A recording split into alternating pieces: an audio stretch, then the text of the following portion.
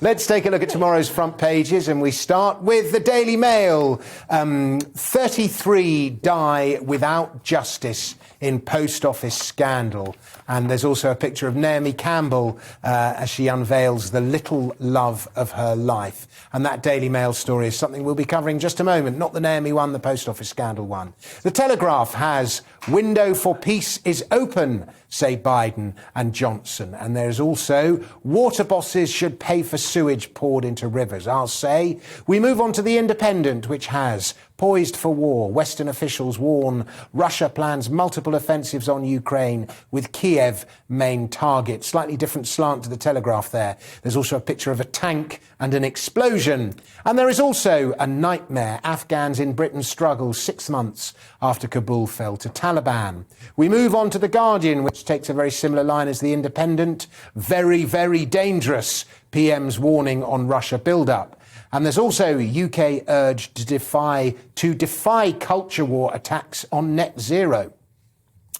We move on to the FT, which has Lavrov's hint at way forward lifts hopes on averting war in Ukraine. There's also a picture of the Russian skater accused of taking drugs at the Winter Olympics, along with the title On Thin Ice, Russian skater given reprieve. We'll be looking at that story. And there is also another story we'll be looking at. Post office computer system scandal ruined hundreds of lives, inquiry hears. We move on to the Mirror, which has last chance to stop war, final warning from West.